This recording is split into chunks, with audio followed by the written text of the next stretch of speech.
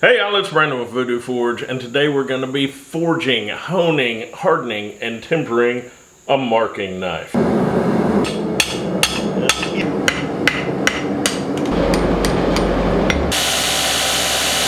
on magnetic. What even is a marking knife? Some people call them a striking knife, but these are tools used in woodworking to basically mark for your cuts, but they're super accurate because it's got a single bevel cutting edge that goes right up against the flat. So you can put it right up against your square or marking guide, whatever you're using to mark against, and this will put your line right there. So it's so much more accurate than a pencil, and it doesn't run out of lead. So let's get on this. First things first, a marking knife or a striking knife. Where do they come from? Well, the first place I looked was in this book, Hand Tool Essentials, which I've had for a long time, and it's really good. It says right here on page 176, it says, I recommend seeking a blacksmith. So, right here is some 1084. I think we've got enough to make two of these things. So let's get on it. Marked our 1084, an inch and a half from either end, and that is where we will do some fullers.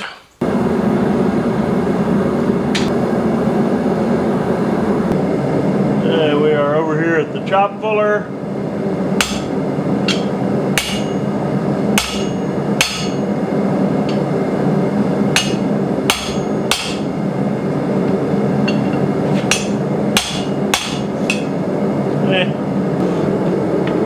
I want to try to keep this as even as possible.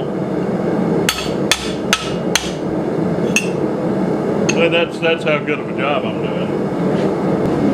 Maybe we can straighten this out real quick.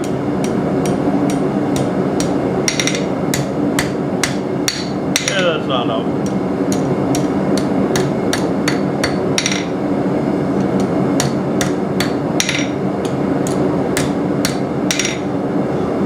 We can work with that. Now we'll get the other side. So that's where we're at now. So what I want to do is I want to forge down this middle section and lengthen it out.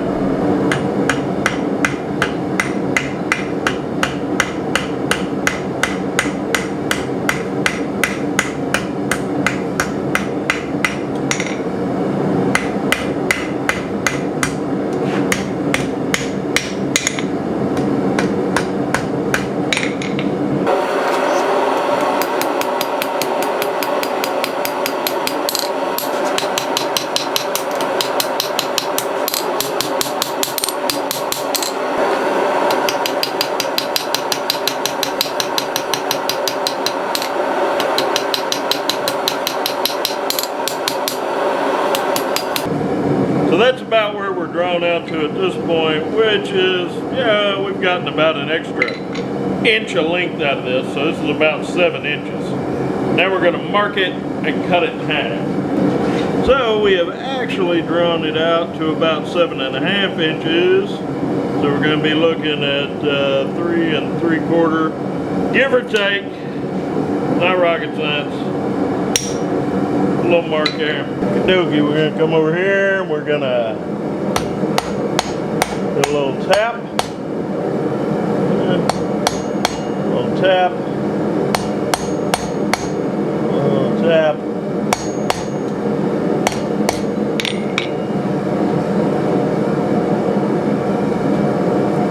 Ah! You know what? We're going to get it hot and give it another tap.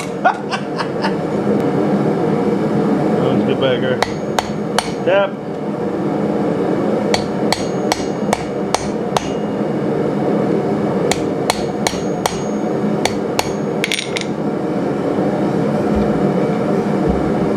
There we go. Now it's in half. We're going to take our half. We're going to start to draw this out. Just like you would draw anything out.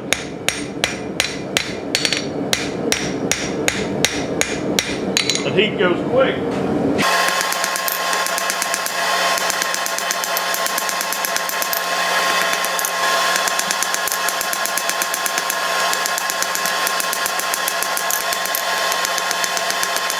So now I'm just getting everything straight. I've got it drawn out where I want it.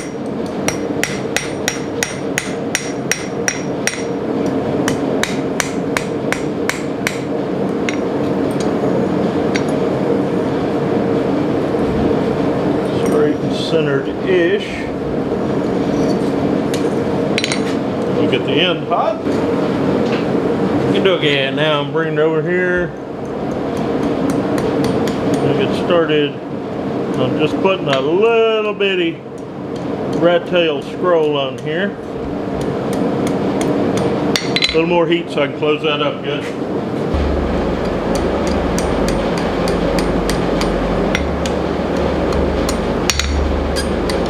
Yep. That's where I'm going to leave it, right there.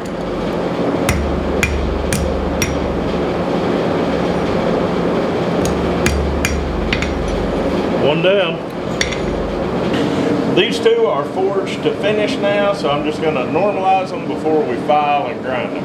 Now, if you don't know what normalizing is, what I'm doing is I've done them in the forge. I'm going to heat them up to past magnetic temperature, past critical temp, and then I'm going to cut the forge off and let them cool down in there. And what this should do is it will relax the steel. It'll take all the stresses from that forging out, and it'll just kind of even that grain structure in the steel up so that we can move forward with everything. Now we'll just let them cool off in the forge. They're cooled off, so now it's time to do a little belt sanding on them.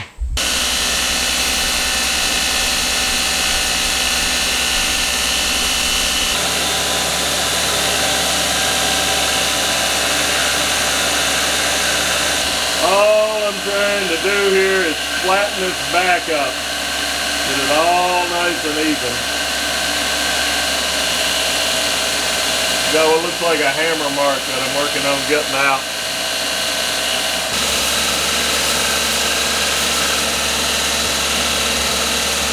I did the flattening on opposite sides because I'm making a right-handed one and a left-handed one. Ever since I learned the plight of the left-handed, I've tried to be, nice to them. Now just clean this up a little. I should probably do something about these junctions before I do this. Just gonna try to make this make more sense right here.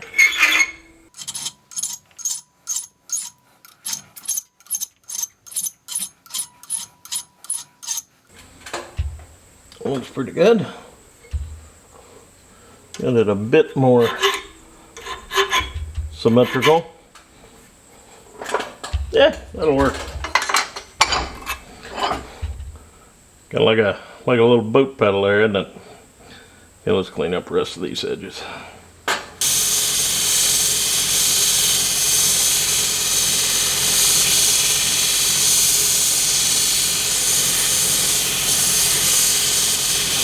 All right, I want to put about a 15-degree angle on the end of these, and I'll do that with the grinder.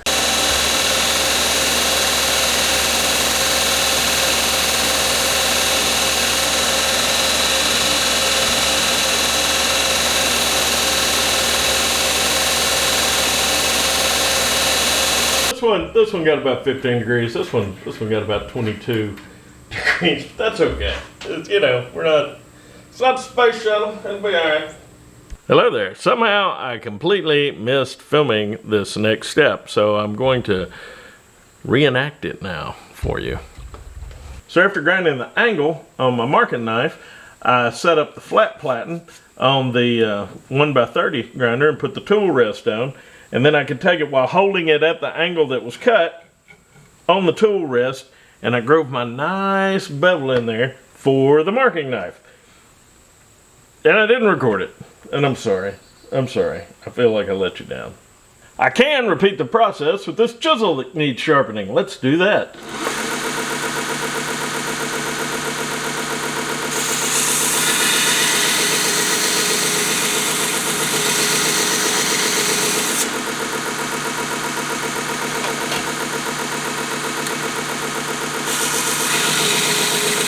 Keep it on the tool guide and it should be fine.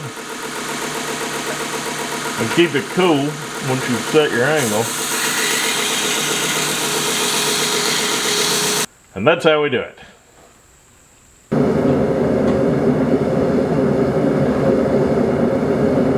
So we're heating past non-magnetic, quenching in parts 50.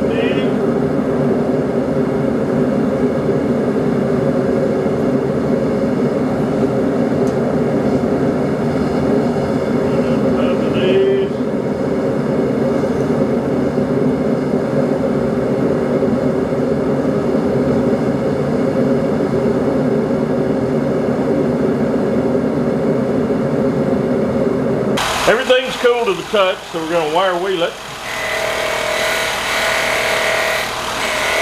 Now we're going to come back over here and with 150 grit, turn way slow. We're just going to touch everything up real quick.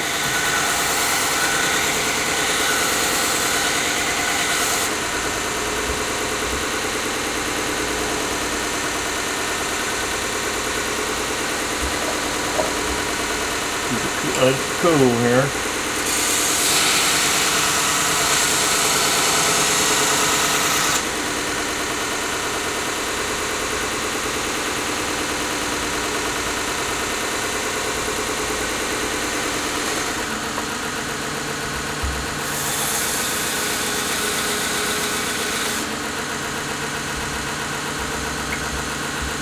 Okay, that looks good.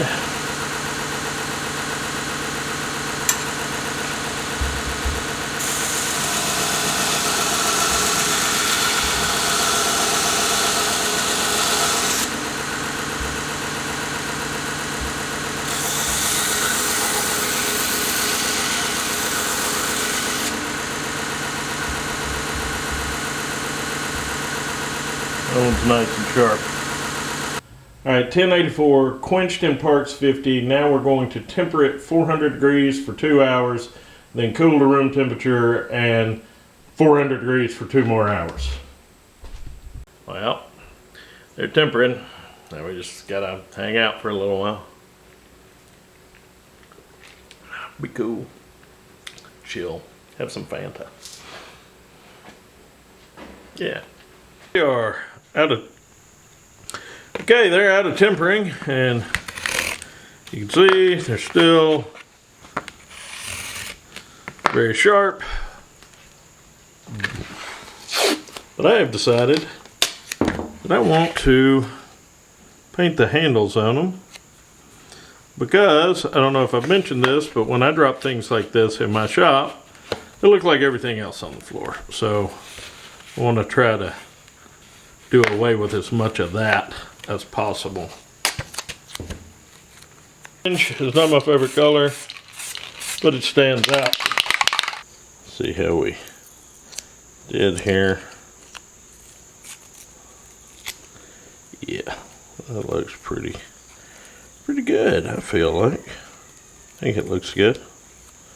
I don't think that looks good. I think that looks orange. The shelf in the back of my shop a little bit, and my whetstones are in that little igloo cooler that is no longer convenient to get to, so I got to get those out.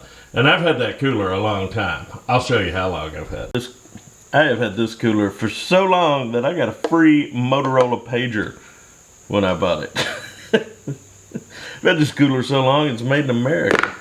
Whew. Anyway, keep my whetstones in there. This is 1000 grit.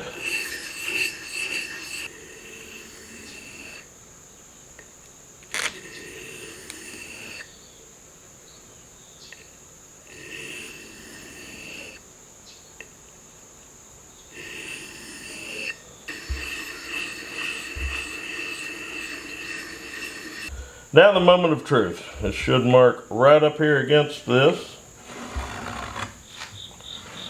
And that did. That's the right-handed one.